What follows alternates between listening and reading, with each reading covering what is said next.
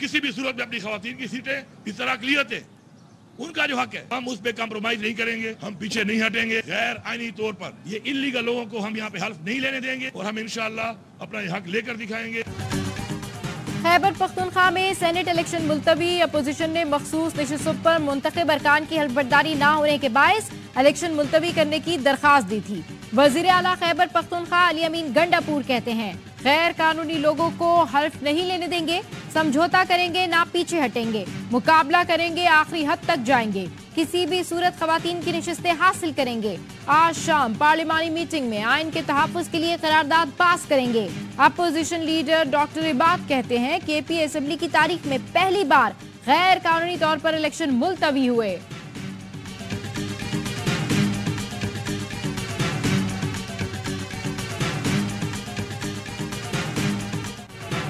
सिंध, पंजाब और कौमी असेंबली में सेनेट की नशिस्तों पर इंतखाबात के लिए पोलिंग जारी। अरकान असेंबली शाम 4 बजे तक हक़ राय दही इस्तेमाल कर सकेंगे। अनवारुल हक काकड़, मोहसिन नकवी, परवेज रशीद, एमल वली खान, हामिद खान और राजा नासिर अब्बास समेत 18 अरकान बिला मुकाबला मुंतखब हो चुके।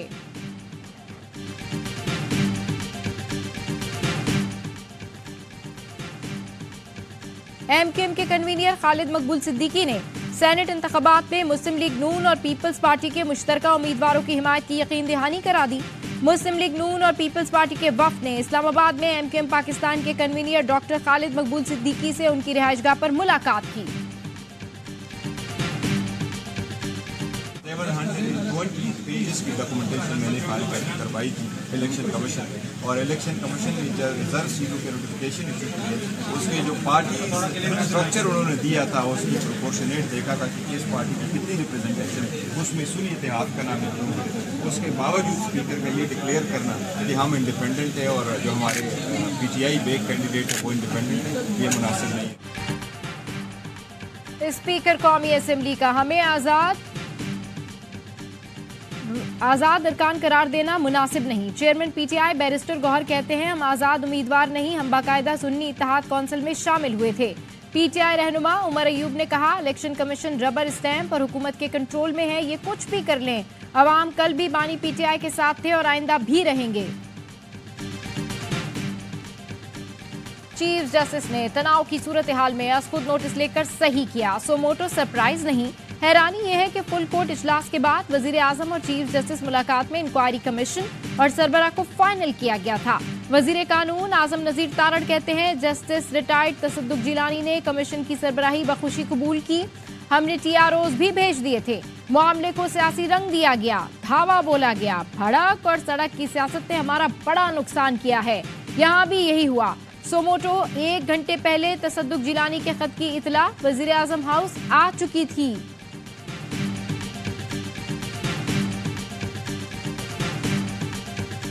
पुलिस का खौफ न रेंजर्स का डर।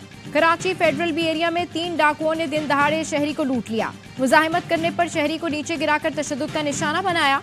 मोटरसाइकिल सवार डाकू 2 लाख रुपए लूट कर फरार हो गए। शाह फैसल कॉलोनी और कोरंगी को मिलाने वाले पुल पर डाकुओं की नाका लगाकर लूटमार। शाह फैसल और शराफी गोट के थाना हुदूद पर लड़ते रहे। मुद्दई गवाहों को लेकर कभी शराफी गोट तो कभी शाह फैसल थाने के चक्कर लगाते रहे।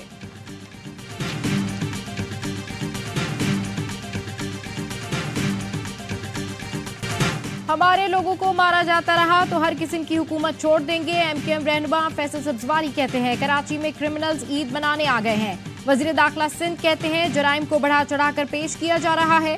जिया लंजार वजीर दाखिला हैं, मजाकियात नहीं। इतने कत्ल कहीं और होते तो ऑपरेशन का मुतालबा होता। डीजी रेंजर्स, आईजी, विफाकी वजारत दाखिला नोटिस लें, कराची में दोबारा बैरियर्स लगाने दिए जाएं।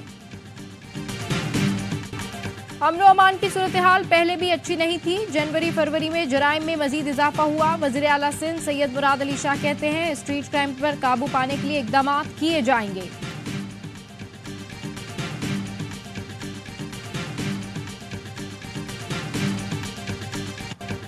इस्लामाबाद की मुकामी अदालत ने बानी पीटीआई और असद उमर को थाना मारगला में दर्ज मुकदमे में बाइज्जत बरी कर दिया। साइफर केस में सजा के खिलाफ बानी पीटीआई और शाह महमूद की अपीलों पर समाअत आज होगी। Chief justice Islamabad high court Aamir Farooq की सरबराही में 2 रुकनी बेंच समाअत करेगा।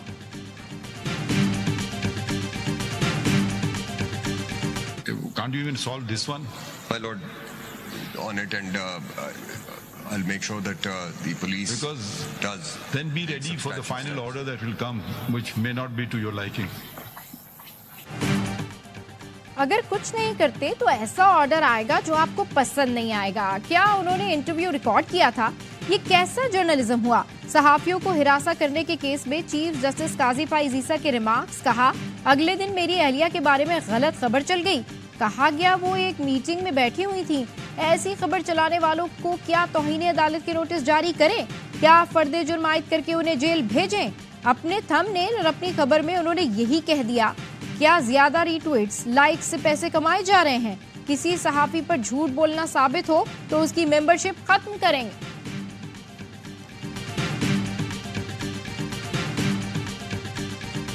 ईद से पहले पेट्रोल महंगा करने के बाद शहरियों को बिजली का झटका। नेपरा ने कराची समेत मुल्क भर में बिजली ₹3.25 फी यूनिट महंगी करने का नोटिफिकेशन जारी कर दिया। बिजली की कीमत का इतलाक के इलेक्ट्रिक सार्फिन पर भी होगा। सार्फिन पर 85 अरब 20 करोड़ रुपए का इजाफी बोझ पड़ेगा।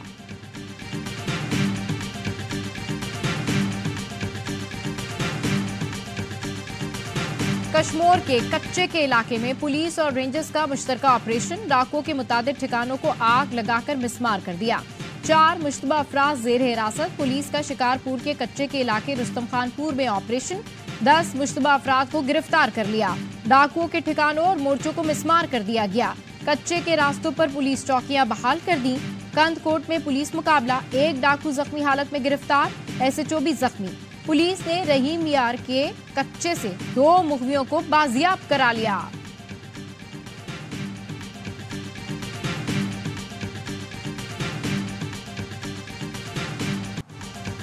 पाकिस्तान को अक़वाम मुत्तहिदा के तख़फ़ीफ़ असला कमीशन की सरबराही मिल गई। पाकिस्तानी नायब मुस्तकिल मंदूब उस्मान जदून कमीशन के मुतफ़िक़ा चेयरमैन मुंतखब।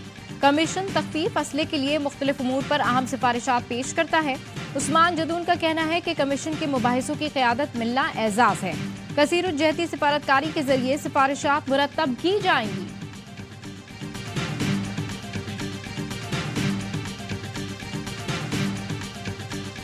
इसराइल का दमिश्क में ईरानी सिफारतखाने पर फिजाई हमला। पासदाराने इनकलाब के सीनियर कमांडर मोहम्मद रजा जाहिदी समेत 8 अफराद जाँ बहक, मुतादिद जख्मी। सिफारतखाने से मुत्तसिल इमारत तबाह हो गई।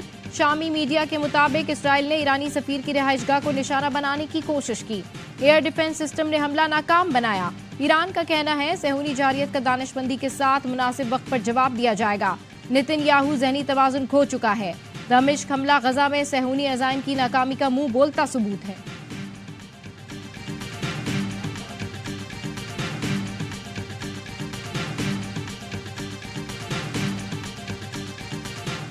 पाकिस्तान और सऊदी अरब की शाम में ईरानी सिफारतखाने पर इसराइली हमले की मजम्मत। तर्जुमान दफ्तर खारजा का कहना है हमला वियना कन्वेंशन और UN चार्टर की खिलाफ वर्जी है।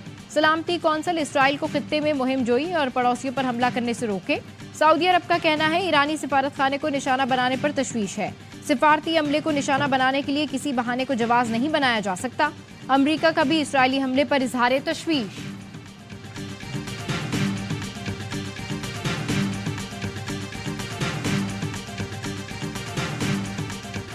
गजा में इसराइली फिजाई हमले में एक बरतानवी इमदादी रजाकार समेत 7 गैर मुल्की इमदादी वर्कर हलाक। हमास के मीडिया सेल के मुताबिक दीरुल बला में इसराइली बमबारी से हलाक होने वालों में बरतानिया, ऑस्ट्रेलिया और पोलैंड के रजाकार भी शामिल। ऑस्ट्रेलवी वजीर आजम ने कहा यह इकदाम नाकाबिले कबूल है। हमला करने वालों का एहतसाब होना चाहिए। अमरीका का इसराइल से हमले की फौरी तहकीकात का मुतालबा। रफा में घर पर बमबारी में 2 बच्चों समेत 4 अफराद शहीद।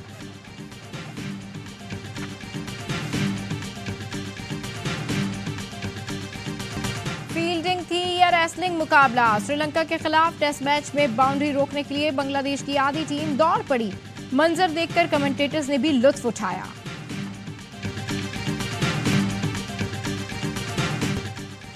सऊदी प्रो लीग में करीम बेंजेमा की टीम को शिकस्त का सामना। अल अहली ने अल इत्तेहाद के खिलाफ 1-0 से कामयाबी समेटी। फराज तारिक ने फैसला गोल स्कोर किया।